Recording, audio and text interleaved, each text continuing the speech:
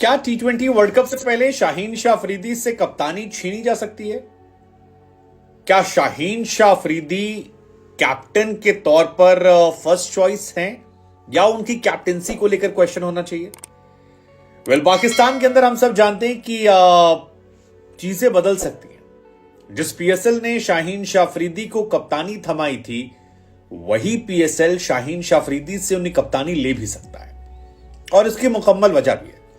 पहला match PSL का Islamabad United से मुकाबला होता है। शाहीन शाह अफरीदी की कप्तानी में टीम जो है वो 8 विकेट से मैच हार जाती है। इसके बाद अगला मैच जो है वो क्वेटा ग्लेडिएटर से होता है, वो भी आते हैं और शाहीन शाह अफरीदी की टीम को 5 विकेट से हरा कर जाते हैं।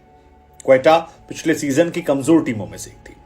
तीसरा मैच मुल्तान सुल्तान के साथ होता है, जहां पर मोहम्मद रिजवान की टीम आती है, वो भी इन्हें 5 विकेट से हराती है। और उसके बाद चौथा मुकाबला जो है वो शान मसूद की कराची से होता है, जहां पर कराची भी उनको हरा देती है। लेकिन कराची वाले मैच से सवाल बहुत सारे खड़े हो गए। सवाल खड़े हो गए शाहीन शाह अफरीदी कैप्टेंसी के अप्रोच को लेकर। मैच हारना जीतना अपनी जगह पर है, क्योंकि जिस आखिरी ओवर में एक स्पिनर को उन्होंने लगाया और जिसके खामियाजे में उनको मैच गंवाना पड़ा, वो अपने आप में एक बड़ा सवाल था। ऊपर से एक सवाल और ये भी था कि उनके जो मेन बल्लेबाज थे, विदेशी बल्लेबाज ये जो पावर हिटर्स थे, उनको शाहीन ने एकदम आखिर।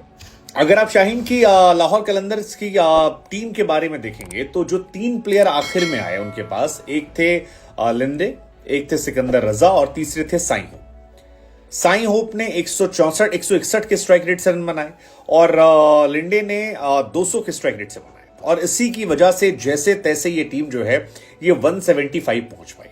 अब सवाल ये है कि विदेशी खिलाड़ियों की अगर अच्छी खासी फहरिस्त आपके पास है और आपके सारे गेंदबाज जो हैं वो देसी हैं, पाकिस्तानी मूल के हैं, और आप विदेशी खिलाड़ियों को बैटिंग के लिए खिला रहे हैं कि आपको बैटिंग मजबूत करनी है, तो क्या उस मजबूत बैटिंग में आपने उनको उतारना सही नहीं समझा? क्योंकि आपने बैटिंग नहीं कराई है, आपने एंड में बैटिंग कराई। आपने साहिबजादा फरहान और फखर जमान से ओपनिंग कराई। चलिए, दोनों अच्छे प्लेयर हैं। साहिबजादा फरहान ने रन भी बनाए 160 के स्ट्राइक रेट से, फखर जमान चल नहीं पाए। 3 नंबर पर वांडे डुसन आए, लेकिन उसके बाद एहसान और फिर खान को उतारा। क्या यहां पर साई हो, सिकंदर रजा या फिर जॉर्ज लिंडे को नहीं उतारना चाहिए था? और उनके अगर आप स्ट्राइक रेट को देखेंगे तो कंपैरेटिवली ज्यादा बेहतर है, क्योंकि बाकी जो एहसान और जहानात जो हैं वो अब तक कोई बहुत बड़ा इंपैक्ट नहीं छोड़ पाए। तो ऐसे में यहां पर उनकी कैप्टेंसी को लेकर बहुत सारे क्वेश्चन जो हैं वो उठ रहे थे। सेकेंड, गेंदबाजी में भी अगर आपके पास जमान खान है, आपके पास हारिस रऊफ है और आप खुद एक स्ट्राइकर बॉलर हैं, तो क्या आपको ऐसे में एक स्पिनर, क्योंकि जब आप एक नए लड़के से, एक यंग लड़के से आखिर में ओवर करवाते हैं, शुरू में बैटिंग करवाते हैं, तो आपकी गलती के चांसेस ज्यादा होते हैं। और यही वजह है कि कराची को लेकर फिलहाल क्वेश्चंस जो हैं बहुत ज्यादा बढ़ गए। कराची इस सीजन में सबसे कराची के सामने जो शाहीन की टीम है वो सबसे ज्यादा कमजोर टीम नजर आ रही है। 4 के 4 मैचेस हार चुकी है और उसको लेकर बहुत सारे सीरियस क्वेश्चंस जो हैं वो शुरू हो गए। ये क्वेश्चंस इसलिए भी शुरू हो गए क्योंकि बाबर आजम की टीम को यहीं से छोड़ा गया था। बाबर आजम की कैप्टेंसी जो है वो यहीं से उठना शुरू हुआ था। बाद में इंटरनेशनल मैच में उन्हीं कैप्टेंसी को छीन लिया गया। शाहीन शाह अफरीदी को जो कैप्टेंसी मिली थी, वो कैप्टेंसी की बुनियाद ये थी कि उन्होंने 2 साल आपको पीएसएल जिता के दिया था, जिसमें शाहीन आपके लिए अच्छे एसेट के तौर पर आते हैं।